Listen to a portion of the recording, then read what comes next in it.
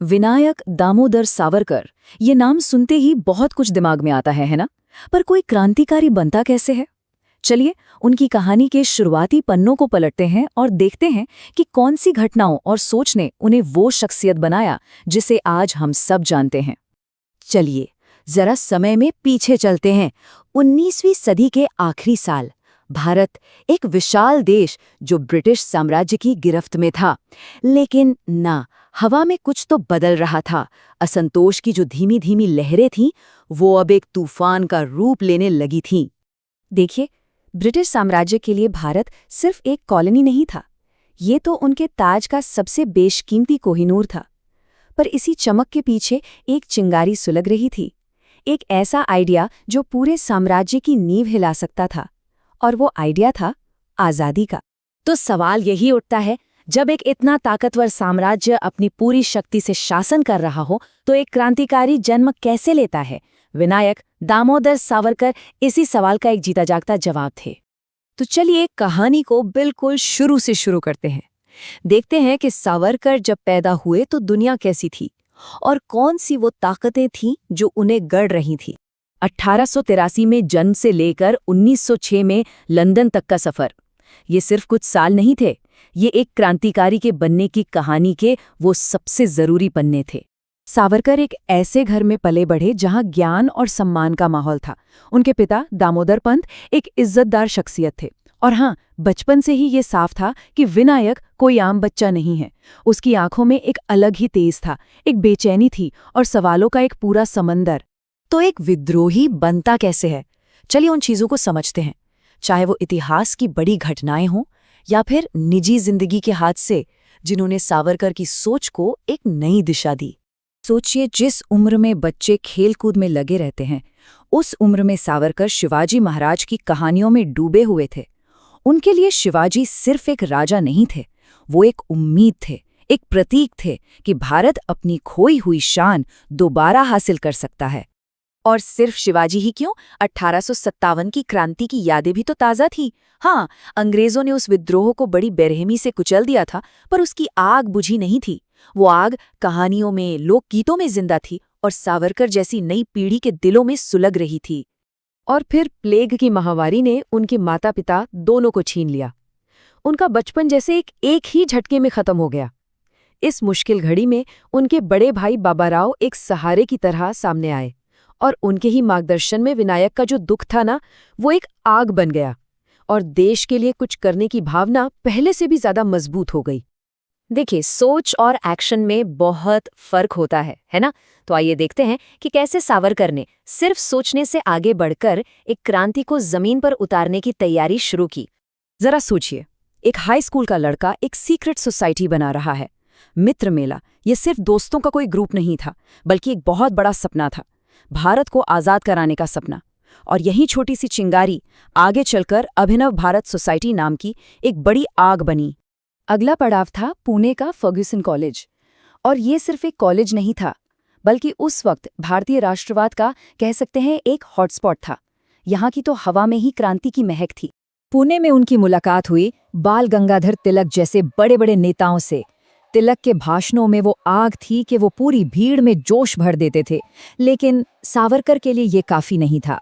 उनका मानना था कि आज़ादी सिर्फ भाषणों से नहीं मिलने वाली, उसके लिए एक संगठित क्रांति की ज़रूरत पड़ेगी। और अब सिर्फ सोचने या प्लान बनाने का वक्त नहीं था, बल्कि कुछ करने का वक्त था। सावरकर ने अपने पहले बड़े पब्लिक प्रोटेस्ट के लिए एक मंच चुना। पुणे की सड़कों पर उस दिन एक ऐसा नज़ारा दिखा जिसने सबको हैरान कर दिया। सावरकर और उनके साथियों ने विदेशी कपड़ों की एक बहुत बड़ी होली जलाई। देखिए, ये सिर्फ कपड़ों की आग नहीं थी, ये ब्रिटिश हुकूमत के खिलाफ एक खुली चुनौती थी। अंग्रेज अधिकारियों के लिए ये एक खतरे की घंटी थी कि अब चीजें बदल रही हैं। और अब कहानी में एक ऐसा मोड़ आने वाला था जो सब कुछ बदलने वाला था। ये सफर था साम्राज्य के दिल तक, यानी लंदन तक। साल था 1906। सावरकर को लंदन में कानून की पढ़ाई के लिए स्कॉलरशिप मिली। ये एक जबरदस्त मौका था, एक ऐसा मौका जो उनकी जिंदगी को हमेशा के लिए बदलने वाला था। लंदन, उस जमाने में दुनिया भर के लोग यहाँ अपने सपने पूरे करने आते थे। लेकिन सावरकर के लिए ये सपनों का शहर नहीं था, ये दुश्मन का किला था। उनका लंदन जाना कोई इत्तेफाक नहीं था, बल्कि एक सोची समझी रणनीति थी। वो शेर को उसकी मांद में जाकर ही चुनौती देना चाहते थे। तो अब वो दुश्मन के गढ़ में थे। एक तरफ थी दुनिया की सबसे बड़ी ताकत ब्रिटिश साम्राज्य, और दूसरी तरफ एक अकेला हिंदुस्तानी। सवाल ये है कि एक अकेला इंसान इतनी बड़ी सल्तनत के खिलाफ आखिर कर भी क्या सकता है? और यही सवाल हमें उनकी जिंदगी के अगले और भी ज्यादा तूफानी और क्रांतिकारी दौर की तरफ ले जाता है। आज़ादी कभी दी नहीं जाती, इसे लिया जाता है। ये सिर्फ एक कहावत नहीं है, बल्कि विनायक दामोदर सावरकर का वो मूल विश्वास था जिसने उनके हर एक क्रांतिकारी कदम को ताकत दी। तो हमारी कहानी शुरू होती है साल 1906 से। सावरकर लंदन पहुंचते हैं। ऊपर से देखने पर तो वो बस एक और भारतीय छात्र लगते थे, लेकिन उनके इरादे, वो तो साम्राज्य की नींव हिलाने वाले थे। असल में सावरकर एक दोहरी जिंदगी जी रहे थे। दुनिया के लिए वो ग्रेज इन में कानून की पढ़ाई कर रहे थे, लेकिन उनका असली मिशन इंडिया हाउस के दरवाजों के पीछे चल रहा था। वहां वो एक छात्र नहीं, बल्कि एक क्रांतिकारी थे। और उनके इस सीक्रेट मिशन का हेडक्वार्टर था इंडिया हाउस। ये इमारत बहुत जल्द भारतीय क्रांतिकारियों के एक बड़े नेटवर्क का, कह सकते हैं कि नर्व सेंटर बनने वाली थी। देखिए, इंडिया हाउस को बनाया तो गया था श्यामजी कृष्ण वर्मा द्वारा, भारतीय छात्रों की मदद के लिए। लेकिन सावरकर के आने के बाद इसका मकसद पूरी तरह से बदल गया। ये अब ब्रिटिश राज के खिलाफ क्रांतिकारी गतिविधियों का एक बड़ा अड्डा बन चुका था। सावरकर ने वहां एक ऐसा माहौल बना दिया था जहां जोश और जुनून की कोई कमी नहीं थी। वो एक करिश्माई नेता थे। उनके भाषणों में आग होती थी। वहां फ्रांसीसी और अमेरिकी क्रांतियों पर पढ़ाई होती थी, और मदन लाल ढींगरा और वीवीएस अय्यर जैसे लोग एक मजबूत क्रांतिकारी टीम में बदल चुके थे। लेकिन सावरकर की स्ट्रैटेजी सिर्फ एक्शन तक ही सीमित नहीं थी। नहीं, उनका एक बहुत बड़ा मकसद था, भारतीय इतिहास की कहानी को ही बदल देना, ताकि उससे क्रांति की प्रेरणा जगाई जा सके। इसका सबसे बड़ा उदाहरण है 1857 का संग्राम। अंग्रेज इसे कहते थे सिपाही विद्रोह, यानी कुछ सिपाहियों की बगावत। लेकिन सावरकर ने अपनी किताब में इसे नाम दिया भारत का प्रथम स्वतंत्रता संग्राम। उन्होंने इसे एक राष्ट्रीय आजादी की लड़ाई का दर्जा दिया। ये एक बहुत बड़ी वैचारिक चुनौती थी। ब्रिटिश सरकार इस किताब की ताकत को समझ गई और छपने से पहले ही इसे बैन कर दिया। लेकिन हुआ क्या? इसका असर बिल्कुल उल्टा हुआ। इसकी कॉपियां चुपके चुपके भारत लाई गई और ये किताब एक पूरी नई पीढ़ी के लिए क्रांति का ऐलान बन गई। और अब कहानी उस मोड़ पर आती है जहां ये सारी प्लानिंग और जोशीली बातें लंदन की सड़कों पर एक हिंसक कार्रवाई में तब्दील हो गई। इसके बाद घटनाएं बहुत तेजी से घटी। 1906 में सावरकर लंदन आए। 1909 में मदन लाल ढींगरा ने कर्जन वायली की हत्या कर दी, और ठीक एक साल बाद 1910 में सावरकर को गिरफ्तार कर लिया गया। एक बड़े ब्रिटिश अधिकारी की हत्या, वो भी लंदन के दिल में। इस खबर ने पूरे साम्राज्य में जैसे हड़कंप मचा दिया। जो लड़ाई अब तक पर्दे के पीछे थी, वो अब खुलकर सामने आ गई थी, और इंडिया हाउस पर बहुत सख्त पहरा बिठा दिया गया। इस घटना के बाद सावरकर ने हत्यारे का बचाव किया। उन्होंने खुलकर तर्क दिया कि गुलामी के खिलाफ लड़ाई में क्रांतिकारी हिंसा एक जायज हथियार है। उनके इस बेबाक बयान ने कई लोगों को हैरान कर दिया, लेकिन एक कट्टर क्रांतिकारी नेता के तौर पर उनकी छवि और भी मजबूत हो गई। हत्या के नतीजे बहुत तेजी से सामने आए। ब्रिटिश खुफिया एजेंसियों ने लंदन में क्रांतिकारियों के इस अड्डे को खत्म करने के लिए पूरी ताकत लगा दी। इंडिया हाउस पर छापा मारा गया, छात्रों से पूछताछ हुई, और धीरे धीरे ये पूरा नेटवर्क बिखरने लगा। और अब हम पहुंचते हैं सावरकर के लंदन चैप्टर के सबसे आखिरी और सबसे नाटकीय हिस्से पर, उनकी गिरफ्तारी और आज़ादी के लिए उनकी एक ऐसी दुस्साहसी कोशिश जो किसी फिल्मी कहानी से कम नहीं थी। तो साल 1910 में सावरकर को गिरफ्तार कर लिया गया और उन पर मुकदमा चलाने के लिए SS मोरिया नाम के जहाज से भारत भेजा जाने लगा। ये उस सफ़र की शुरुआत थी जिसके अंत में एक बहुत सख्त सज़ा उनका इंतज़ार कर रही थी। यही कहानी में एक ज़बरदस्त मोड़ आता है। जहाज फ्रांस के मार्से बंदरगाह पर रुकता है। सावरकर एक बाथरूम में जाते हैं और जहाज की छोटी सी गोल खिड़की यानी पोर्ट होल से किसी तरह खुद को बाहर निकालते हैं। फिर वो सीधे समुद्र में छलांग लगा देते हैं और फ्रांस की जमीन की तरफ तैरने लगते हैं। इस उम्मीद में कि वहां उन्हें राजनीतिक शरण मिल जाएगी। लेकिन उन्हें फिर से पकड़ लिया गया और वापस ब्रिटिश हिरासत में भेज दिया गया। आज़ादी की वो साहसी कोशिश नाकाम हो गई। उनकी किस्मत का फैसला तो हो चुका था, पर सवाल ये था कि जिस इंसान ने ब्रिटिश साम्राज्य को उसी की राजधानी में चुनौती देने की हिम्मत की, उसका अंजाम क्या होगा, उसे क्या सजा मिलेगी? उनकी सजा थी पूरे 50 साल और उनकी मंजिल कुख्यात सेल्यूलर जेल, जिसे उस जमाने में काला पानी के नाम से जाना जाता था, एक ऐसी जगह जहां से बचकर लौटना लगभग नामुमकिन था। तो बात है 1910 की।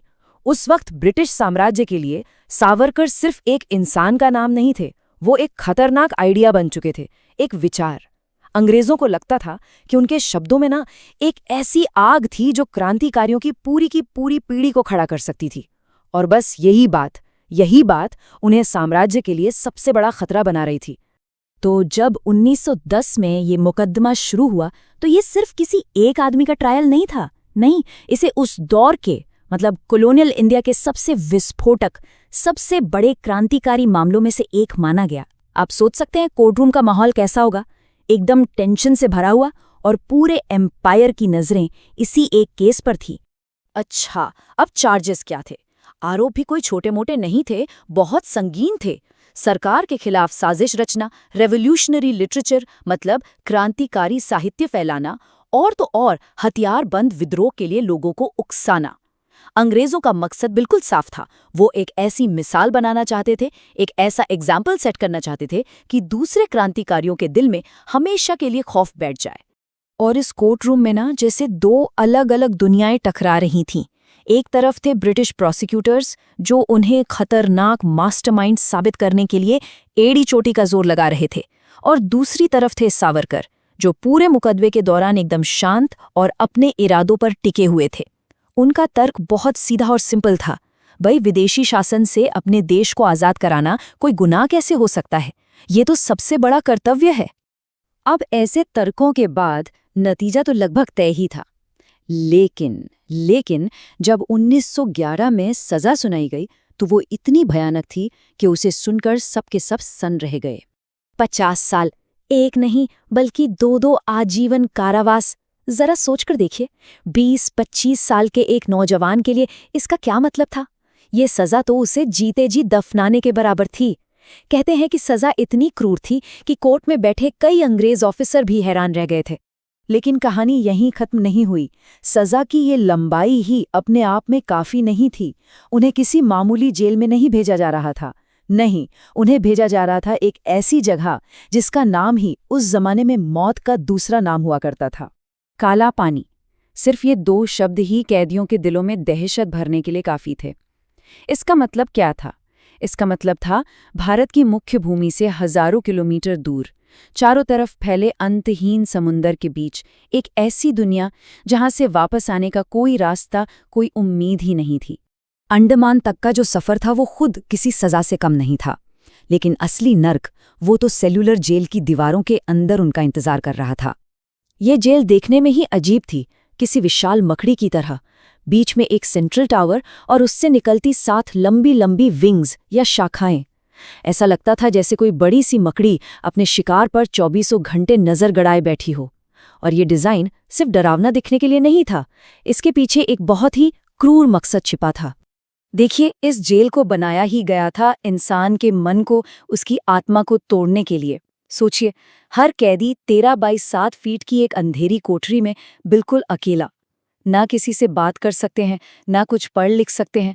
मकसद बिल्कुल साफ था, कैदी के अंदर से हर क्रांतिकारी विचार को जड़ से खत्म कर देना।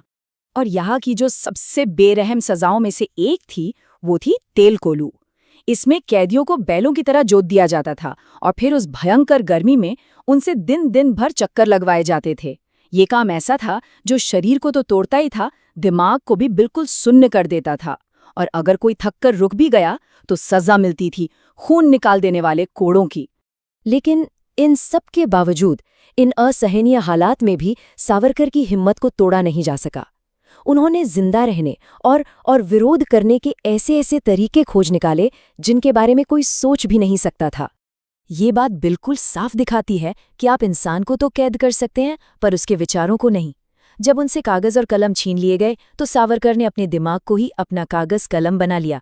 सोचिए, उन्होंने जेल की दीवारों पर कांटों और कोयले से हजारों लाइनें लिख डाली और फिर उन्हें जुबानी याद कर लिया, ताकि अंग्रेज उन लिखी हुई लाइनों को तो मिटा सकें, लेकिन उनके विचारों को नहीं। और इस लड़ाई में सावरकर अकेले नहीं थे। धीरे धीरे बाकी कैदियों ने भी इस खामोशी को तोड़ने के रास्ते ढूंढ ही लिए।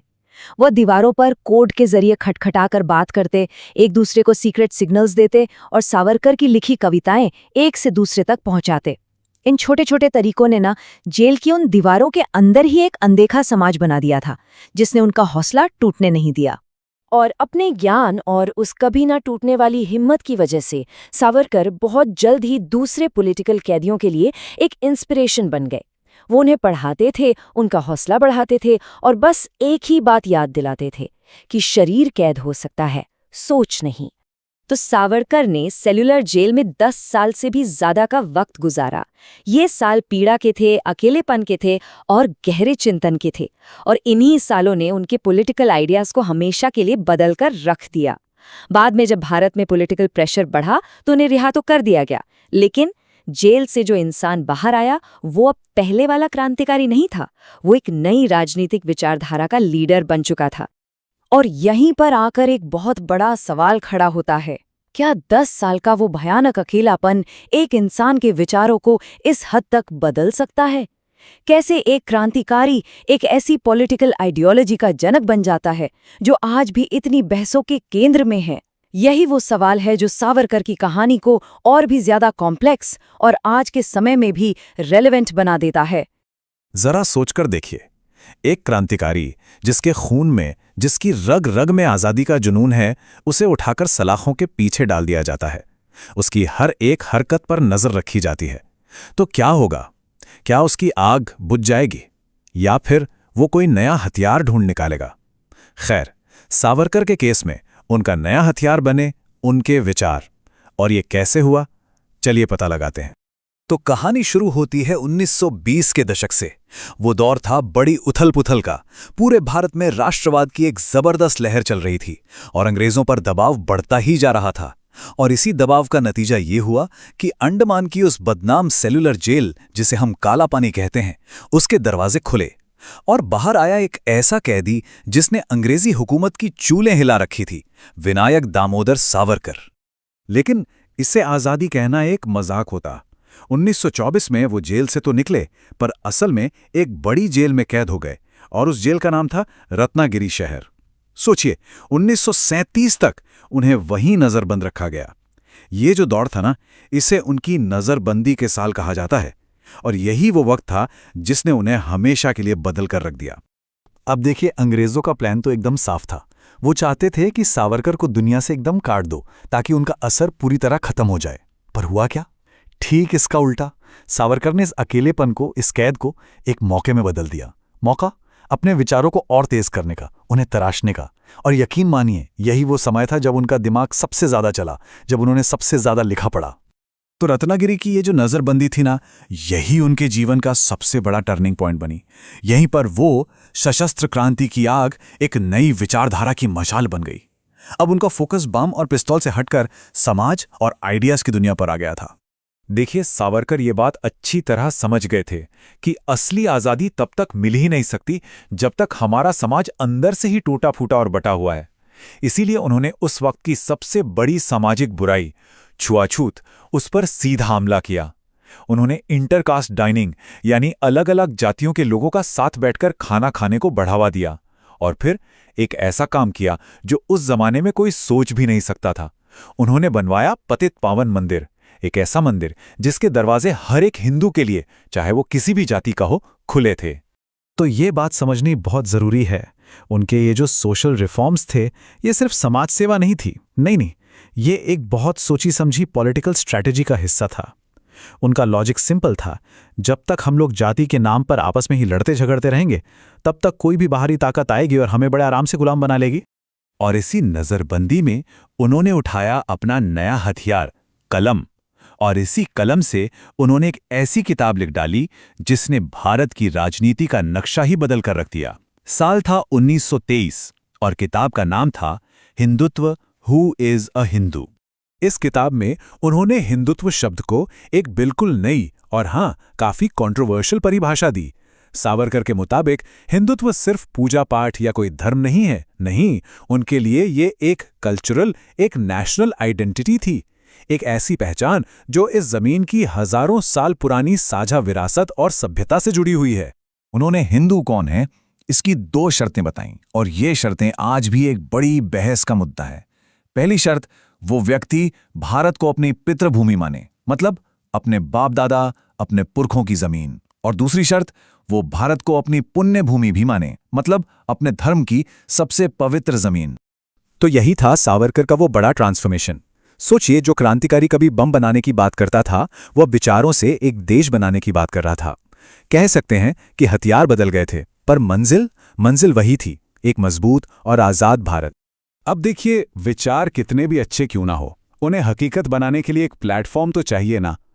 तो हुआ ये कि 1930 के मिड तक आते आते सावरकर पर जो पाबंदियां थी वो धीरे धीरे हटने लगी और बस उन्होंने एक बार फिर से एक्टिव पॉलिटिक्स के मैदान में एंट्री मारी।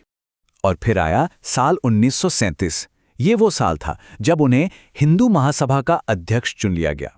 अब उनके पास एक पूरी ऑर्गेनाइजेशन थी, एक ढांचा था जिसके जरिए वो अपनी विचारधारा को पूरे देश के सामने रख सकते थे और उसे एक पॉलिटिकल मूवमेंट में बदल सकते थे। प्रेसिडेंट बनने के बाद उनका एजेंडा बिल्कुल क्लियर था। भारत को एक ताकतवर और मॉडर्न देश बनाना है और इसके लिए उन्होंने सबसे ज्यादा जोर दिया मिलिटराइजेशन पर, यानी सैन्य ताकत बढ़ाने पर। उनका मानना था कि भारत के हजारों साल के इतिहास से अगर एक सबक लेना हो तो वो ये है कि जब जब हम फौजी तौर पर कमजोर हुए तब तब भारी ताकतों ने हम पर हमला किया। और फिर साल आया 1939। पूरी दुनिया जैसे एक बारूद के ढेर पर आ बैठी। दूसरा विश्व युद्ध शुरू हो गया और इस युद्ध ने भारत के स्वतंत्रता आंदोलन को एक ऐसे मोड़ पर, एक ऐसे चौराहे पर लाकर खड़ा कर दिया जहां से हर बड़े नेता को भविष्य का रास्ता अलग अलग नजर आ रहा था। उस वक्त जो हमारे बड़े बड़े लीडर्स थे उनकी सोच में जमीन आसमान का फर्क था। एक तरफ थे महात्मा गांधी जो अपने अहिंसक रास्ते पर एकदम अटल थे। दूसरी तरफ थे सुभाष चंद्र बोस जिनका मानना था कि दुश्मन का दुश्मन दोस्त होता है और इसी नीति से अंग्रेजों को भगाना होगा। और फिर थे सावरकर जिनका रास्ता इन दोनों से ही बिल्कुल अलग था और काफी कंट्रोवर्शियल भी। सावरकर ने एक ऐसी अपील की जिसने सबको हैरान कर दिया। उन्होंने कहा कि भारतीयों को ज्यादा से ज्यादा तादाद में ब्रिटिश इंडियन आर्मी में भर्ती होना चाहिए। अब जाहिर है सवाल उठा कि ऐसा क्यों? उनकी सोच पूरी तरह से स्ट्रेटेजिक थी। उनका मानना था कि इस जंग के बहाने हमारे लाखों नौजवानों को मॉडर्न हथियारों की ट्रेनिंग मिल जाएगी और ये ट्रेन सैनिक आज़ादी के बाद भारत की अपनी फौज की रीढ़ की हड्डी बनेंगे। अब जाहिर है उनके जो आलोचक थे उन्होंने कहा कि ये तो अंग्रेजों से हाथ मिलाना हुआ। वहीं उनके जो सपोर्टर्स थे उन्होंने इसे एक बहुत दूर की सोच वाला प्रैक्टिकल कदम बताया। तो इस तरह वो क्रांतिकारी जिसे कैद में रखा गया था वो अब देश की राजनीति का एक बड़ा चेहरा बन चुका था। हाँ, उनके तरीके बदल गए थे। वो क्रांतिकारी एक्शन से अब आइडियोलॉजी और पॉलिटिक्स पर आ गए थे, लेकिन उनकी आंखों में जो सपना था वो हमेशा एक ही रहा, एक आजाद, एक अखंड और एक ताकतवर भारत का। लेकिन कहानी यहां खत्म नहीं होती। असल में सावरकर की विचारधारा का असली इम्तिहान तो अभी बाकी था। एक ऐसे देश में जो आजादी की दहलीज पर तो था, पर साथ ही इतिहास की सबसे भयानक त्रासदियों में से एक यानी बंटवारे की तरफ भी बढ़ रहा था। और उनके जीवन का अगला चैप्टर वो इससे भी कहीं ज्यादा कंट्रोवर्शियल और मुश्किल होने वाला था। तो सवाल यही उठता है कि वो थे क्या, एक स्वतंत्रता सेनानी या फिर एक षड्यंत्रकारी? यही वो सवाल था जो उस वक्त पूरे देश में गूंज रहा था। एक तरफ थी भारत की आज़ादी के लिए लड़ने वाले एक नायक की छवि और दूसरी तरफ था देश के सबसे बड़े नेता की हत्या में शामिल होने का इतना संगीन आरोप। जरा सोचिए, जिस इंसान ने अपनी पूरी जवानी अंग्रेजों की जेलों में गुजार दी, उसी पर आज़ाद भारत में राष्ट्रपिता की हत्या का आरोप लग गया। आखिर ये हुआ कैसे? ये कहानी शुरू होती है एक बेहद दुखद शाम से। तो चलिए शुरू करते हैं पहले हिस्से से, एक चौंकाने वाला आरोप। इस कहानी की शुरुआत होती है 30 जनवरी 1948 की उस शाम से जिसने भारत के इतिहास को हमेशा के लिए बदल दिया।